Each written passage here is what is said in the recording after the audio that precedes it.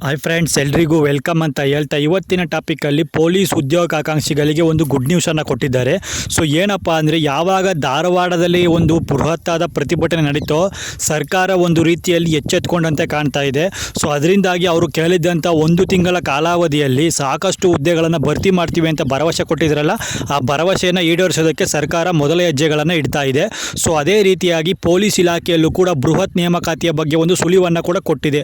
So ಇವತ್ತಿನ date ನೋಡ್ಬೋದು ನೀವು 3/2026. ಸೊ ಇದು ಪೊಲೀಸ್ ಮಹಾನಿರ್ದೇಶಕರು, ಆಂತರಿಕ ಭದ್ರತಾ ವಿಭಾಗ ಹೆಚ್ಚುವರಿ ಮಹಾನಿರ್ದೇಶಕರು, ಅಂದರೆ ಎಲ್ಲ ಡಿಸ್ಟ್ರಿಕ್ಟ್ ವೈಸು ಕೂಡ ಇದನ್ನು ಬಿಟ್ಟಿದ್ದಾರೆ. ಸೊ ಇದರಲ್ಲಿ ವಿಷಯ ಏನಿದೆಯಪ್ಪ ಅಂದರೆ, ಮೇಲ್ಕಂಡ ವಿಷಯಕ್ಕೆ ಸಂಬಂಧಿಸಿದಂತೆ ಕರ್ನಾಟಕ ರಾಜ್ಯ ಪೊಲೀಸ್ ಇಲಾಖೆಯ ಈ ಕೆಳಕಂಡ ಹುದ್ದೆಗಳನ್ನು ನೇರ ನೇಮಕಾತಿಯ ಮೂಲಕ ಭರ್ತಿ ಮಾಡಿಕೊಳ್ಳಲು ಸರ್ಕಾರವು ಈಗಾಗಲೇ ಅನುಮತಿ ನೀಡಿದ್ದು, ಸದರಿ ಹುದ್ದೆಗಳನ್ನು ಜಿಲ್ಲಾ ನಗರ ಘಟಕಗಳಿಗೆ ಮರು ಹಂಚಿಕೆ ಮಾಡಿ ತಮ್ಮ ಘಟಕಗಳಿಗೆ ಒದಗಿಸಿರುವ ಹುದ್ದೆಗಳನ್ನು ನಮಗೆ ವರ್ಗೀಕರಣ ಮಾಡಿ ಕೊಡಬೇಕು ಅಂತ ಇದರಲ್ಲಿ ನೋಟಿಫಿಕೇಷನಲ್ಲಿ ಇವರು ಹೊರಡಿಸಿದ್ದಾರೆ. ಸೊ ಅದರಂತೆ ಯಾವ್ಯಾವ ಹುದ್ದೆಗಳಪ್ಪ ಅಂದರೆ, ಡಿಟೆಕ್ಟಿವ್ ಸಬ್ ಇನ್ಸ್ಪೆಕ್ಟರ್ DSI ಇದು 5 ಕಲ್ಯಾಣ ಕರ್ನಾಟಕ, ಅದೇ ರೀತಿ 15 ಕಲ್ಯಾಣೇತರ ಕರ್ನಾಟಕ, ಒಟ್ಟು 20 ಹುದ್ದೆಗಳು. ಅದೇ ರೀತಿಯಾಗಿ ಸಶಸ್ತ್ರ ಪೊಲೀಸ್ ಕಾನ್ಸ್ಟೇಬಲ್ APC ಇದು ಬಂದು ಕಲ್ಯಾಣ ಕರ್ನಾಟಕ 275, ಕಲ್ಯಾಣೇತರ ಕರ್ನಾಟಕ 1375. ಸೊ ಒಟ್ಟು 1650 ಹುದ್ದೆಗಳು.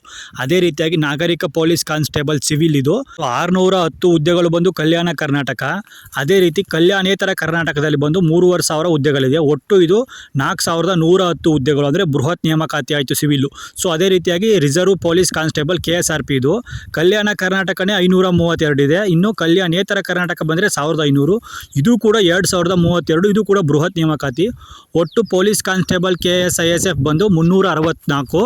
ಸೊ ಇದು ಕಲ್ಯಾಣ ಕರ್ನಾಟಕ ಮಾತ್ರ, ಕಲ್ಯಾಣೇತರ ಇಲ್ಲ, ಒಟ್ಟು 364. ಸೊ ಇದನ್ನು ಇಷ್ಟು ಬೃಹತ್ ನೇಮಕಾತಿಯನ್ನು ಸರ್ಕಾರದ ಕಡೆಯಿಂದ ಈಗ ಪೊಲೀಸ್ ಇಲಾಖೆಯವರು ನಡೆಸಬೇಕು ಅಂತ ಒಂದು ಸುತ್ತೋಲೆಯನ್ನು ಹೊರಡಿಸಿದ್ದಾರೆ.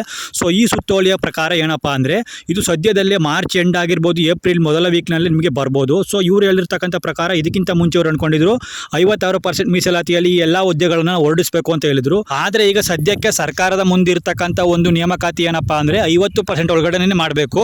56% ಏನಾದರೂ ಮಾಡ್ತು ಅಂದರೆ ಅದು ಕೋರ್ಟಲ್ಲಿರೋದ್ರಿಂದ 56% ಒಳಗಡೆ ಮಾಡೋಕ್ಕಾಗಲ್ಲ ಮೀಸಲಾತಿಯನ್ನು. ಸೊ ಅದರಿಂದ ಇವರು ಎಲ್ಲ ಒಂದು ಇಲಾಖೆ, ಎಲ್ಲ ಒಂದು ಡಿಸ್ಟ್ರಿಕ್ಟ್ ವೈಸ್ ಇದೆಯಲ್ಲ, ಆ ಪೊಲೀಸ್ ಡಿಸ್ಟ್ರಿಕ್ಟ್ ವೈಸ್ಗೂ ಕೂಡ ಇದನ್ನು ಪಾಸ್ ಮಾಡಿ ಮೆಮೋನ.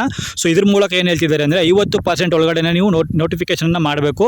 ಸೊ ಈ 50% ಒಳಗಡೆ ಇಷ್ಟು ಹುದ್ದೆಗಳು ನಿಮ್ಮ ವರ್ಗೀಕರಣ ಮಾಡಿ ಡಿಸ್ಟ್ರಿಕ್ಟ್ ವೈಸ್ ನೀವು ನಮಗೆ ಲೀಸ್ಟನ್ನು ಕೊಡಬೇಕು ಅಂತ ಇವರು ಒಂದು ನೋಟಿಫಿಕೇಷನಲ್ಲಿ ಹೇಳಿದ್ದಾರೆ. ಸೊ ಇದರಿಂದ ಏನಪ್ಪ ಗೊತ್ತಾಗ್ತಾ ಇದೆ ಅಂದರೆ, ಪೊಲೀಸ್ ಇಲಾಖೆಯಲ್ಲೂ ಕೂಡ ಬೃಹತ್ ನೇಮಕಾತಿ ಅತಿ ಶೀಘ್ರದಲ್ಲಿ ಮಾರ್ಚ್ ಅಥವಾ ಏಪ್ರಿಲ್ ನಡೆಯುತ್ತೆ. ಸೊ ಆದ್ದರಿಂದ ಇಷ್ಟು ದಿನ ಯಾರು PC ಹುದ್ದೆಗಳಿಗೆ ಹೋಗ್ತಾ ಇದ್ರು ಅವರಿಗೆ ಒಂದು ರೀತಿ ಗುಡ್ ನ್ಯೂಸ್ ಅಂತಲೇ ಹೇಳ್ಬೋದು. ಈ ವಿಡಿಯೋ ನಿಮಗೆ ಇಷ್ಟ ಆಗಿದ್ರೆ ಲೈಕ್ ಮಾಡಿ, ಶೇರ್ ಮಾಡಿ, ಹಾಗೆ ಸಬ್ಸ್ಕ್ರೈಬ್ ಮಾಡ್ಕೊಳ್ಳಿ ಅಂತ ಹೇಳ್ತಾ, ಈಗ ಬಂದಿರತಕ್ಕಂಥ ಈ ಇನ್ಫಾರ್ಮೇಷನ್ ನೋಡಿದರೆ ಅತಿ ಶೀಘ್ರದಲ್ಲಿ ಹುದ್ದೆಗಳು ಕಾಲಾಗುತ್ತೆ. ಎಲ್ರಿಗೂ ಆಲ್ ದ ಬೆಸ್ಟ್.